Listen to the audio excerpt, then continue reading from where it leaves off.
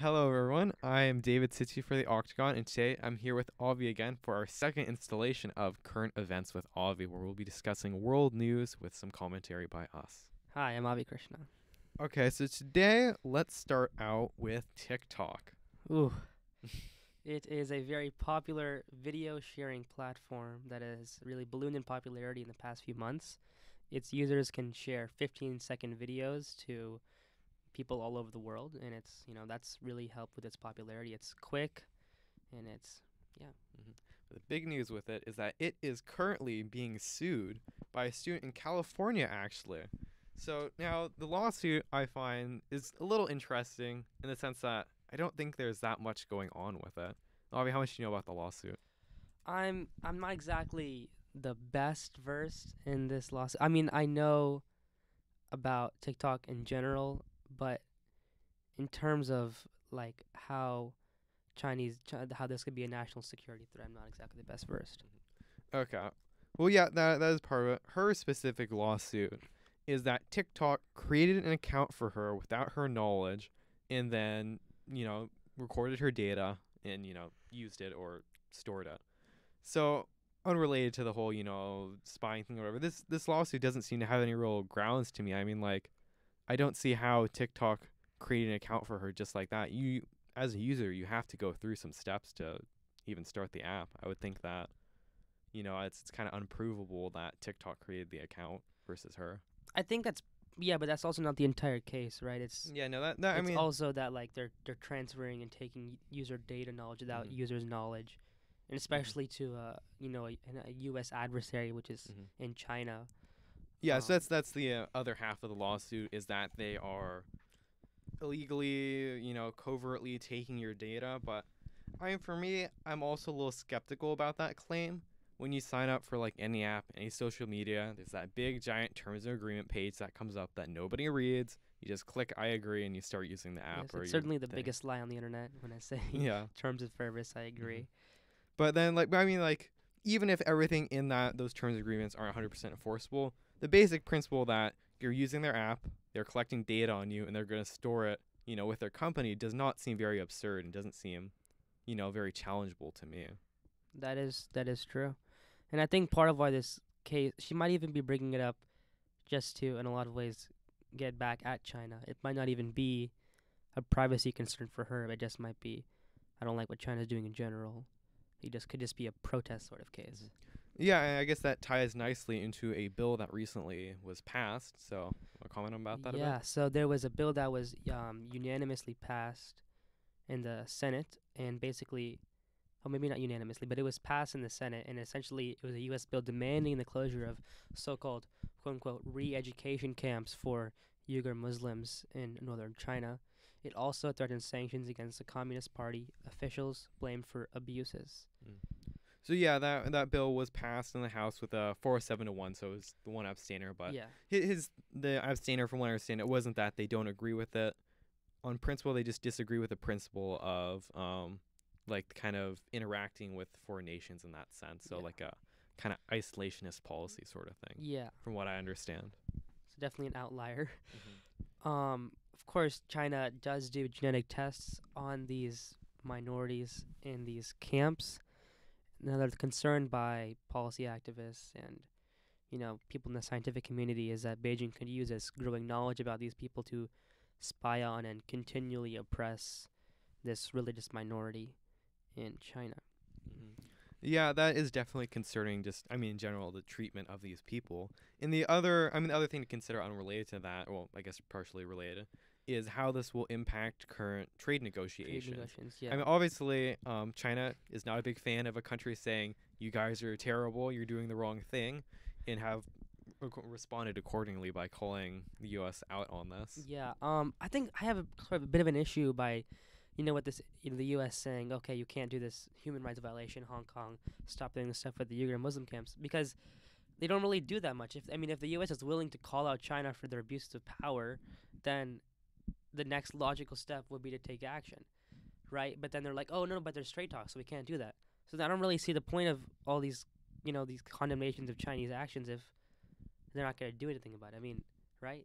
Yeah, I mean that's a big thing for me. I really don't like politicians or just policy in general that are all talk and no action. And Yeah. so for me, I mean, yes, these are important issues, and I think people want to see response from the U.S. government, but I would prefer that we get the real issue taken care of first. Let's figure out what our trade deal is, what's going on with that, and then be like, okay, we've signed this agreement. Now let's talk about the other stuff you're doing and how it's not that Yeah, good. for sure. Okay. And then so I guess moving on from China, since that has been a big topic recently, something a little bit less focused on is the Middle East in current talk, I guess. So yeah, recently the Iraq prime minister has resigned after long protests. Yeah. So there are protests in Iran, protests in Iraq. It's kind of sort of hard to keep up with, but essentially the protests in Iraq have essentially called for new election law and an end to a power sharing agreement that divides government spoils among, elites in Iraq's political system. Note that Iraq's prime minister has consolidated power for a long time. That's true of many Middle Eastern leaders. So that the protesters are essentially saying that they want an end to this concentration of power and want government reform and etc.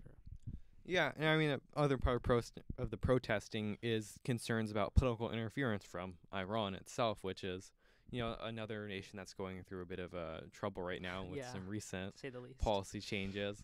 So I think it's going to be interesting to see how this develops in long term because, from what I understand, the prime minister stepping down will result in a rather lengthy process to restructure the government a bit since he's, just stepping down without anything else going on.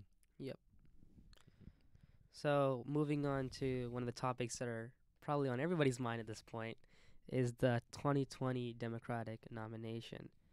Probably the biggest headline of this week was probably that, candidate named Kamala Harris, U.S. Senator for California, who was polling at around 7%, has dropped out of the race.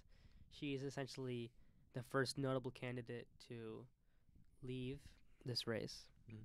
I mean, I think for me, the most shocking thing about this was the timing. Sure, her polling has been going down, but this is essentially rather early for a top player in this race. Like, we're not into there's still debates going on. There's still primaries that are potentially happening, and there was still a chance that she could get the nomination. Was it high? Not necessarily, but I don't think it was necessarily. yeah. I don't think it was low either, though, because she's the U.S. senator from the the most populous state in the country, and being from a state always helps your chances in any kind of primary, whether you're from the Midwest or the East or the South, or in Kamala Harris's case, the West. I don't really understand this move at all. She's not really in trouble for any kind of senatorial bids, and Gavin Newsom, the governor, just 3 days before she dropped out, said, "Oh, I'm going to help her campaign in Iowa." So it seemed this was really just out of the blue for not only people for her, but for people that she knew. Yeah, I mean, it's just kind of it's a little surprising. Just that's the only thing I can really say about this. Yeah. In other news for the Democratic nomination, as Kamala Harris has dropped out, we've seen South Bend Mayor Pete Buttigieg rise in the polls. According to the Real Clear Politics average, he's now at 11.4% nationally. He's running on sort of a neoliberal platform and is currently the only gay candidate in the race. Yeah, he's shifted a little bit about his policy. He's moved kind of like the alternative to Biden, but that's not quite Bernie or Warren. Yeah. But it is quite interesting how he's rised a little bit, but the trouble with what I'm looking at with some of his polling numbers is that he's still polling very low in many key categories. He's got a very strong, consistent, white college educated base. But that's also a very niche. Yeah. But then voter he's base. then he's really lacking in some of the minority groups, black voters. Especially black voters. Yeah, especially black. I think it's like almost 0%. Almost zero. And part of the reason for that is because in his hometown of South Bend, Indiana, he's very, I guess would say, insensitive in terms of racial issues. His police force constantly has minority officers, notably black people, leaving the police force allegedly due to discrimination and mistreatment by not only the mayor but other superiors in the police force. A lot of people have been saying that he's inadequately responded, and as such, the black vote hasn't exactly been too kind to him right now. Yeah, I think it will be definitely be interesting to see how these policy choice of his as the mayor, especially given that that's his only position, will develop as we get later into the primary if he even, qualifies to continue really. Yeah. Another interesting candidate who's sudden campaign is Michael Bloomberg, the former mayor of New York City. He is infamous for his quote unquote stop and frisk policy. Mhm. Yeah, I mean that was totally out of nowhere for me. Like I was like, okay, we started with our 20 candidates. We're finally making some progress. We're like under 10. We've cut quite a few, Yeah, and then and now we got boom. Bloomberg. And then you have Steyer too. So these are Yeah, just and Steyer. two ultra rich billionaires in Democratic Party that hates a president who's an ultra rich billionaire. I I really don't see what kind of voters. I don't see that. I don't get their constituency. Mhm. But it seems that Bloomberg's really into this, right? According to 538, Mhm. he has spent like around 30-40 million dollars on TV ads, which is more than all of the other candidates in the race combined. Yeah, and I mean, for me that's a little surprising, especially given that I don't think he's really released any of his stances. So it's just super unclear like who he's trying to appeal to. Like I've seen his ads; they're pretty generic, which isn't really good at this point. They're just like, "I'm not Trump, vote for me." Yeah. So I'm not really sure what his overall strategy here is, and I'm just a little shocked that he's even stepped in at this point. I feel like the cutoff time was a while ago if you were really trying to be a serious candidate. Yeah, a lot of these candidates, like, another person, Dave Patrick, who's also doing the race, they've missed a lot of filing deadlines in various states like Arkansas. And so if they actually become a legitimate candidate, they're still going to be missing votes from those states. Well, yeah, I think that ties into the thing that some candidates are probably still trying to stick out and hoping for a VP nomination. So Yeah. that is something to consider. Kamala Harris is out as the presidential candidate, but she could be Could be a pulled VP back in as a candidate. VP candidate, which is certainly a possibility. I think that's what Tulsi Gabbard's doing. I think she's staying in to become somebody's vice president candidate, similar to Kamala Harris, I think. I don't know. Yeah, I mean, I guess we'll see how this develops, over the next few months. We still got quite a bit of time until the first primaries and then obviously the big debates and then the final election. Yep. But in other news, I mean, recently we are seeing some changes to the food stamps program, which are pretty surprising, actually. Yeah. So according to recent estimates, nearly 700,000 people will lose food stamps with the USDA work requirement change. And the USDA has said that this is an extension of a Trump April 2018 executive order called, quote, Reducing Poverty in America by Promoting Opportunity and Economic Mobility, that aim to create more work programs and limit public assistance.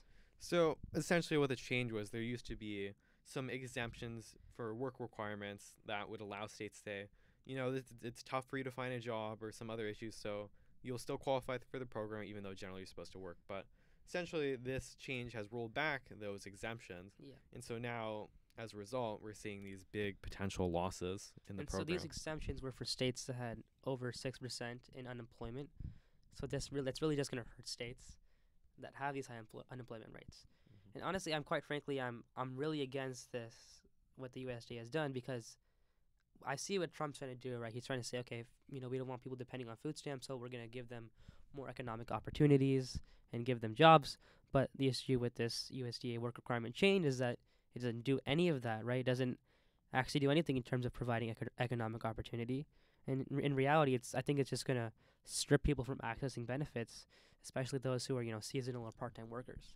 Yeah, definitely. Like, I mean, from what I understand, the plan that Trump is going for is not very substantial in terms of getting the results he's looking for. Like, if he unveiled this grand plan that had some numbers behind it, be like, okay, yeah, sure, I see that. We'll work our way there, and then if we're not getting results, we can do something. But right now, it's pretty mysterious what's even going on or what the plan is. Like, we're just seeing food stamps cut, and there's no real responses about, so what's the next step to help these people who needed the food stamps to begin with? Exactly. I mean, traditionally, like if you look at in the past, the government has offered work programs to, help stimulate the economy, get people working, get some money in people's hands. But, which seems generally to be the logical conclusion that you're cutting back the program so you have more money, which you can just put into these programs instead. But we're not really seeing any of that. So I'm just a little surprised that there's no concrete plan of where we're going next.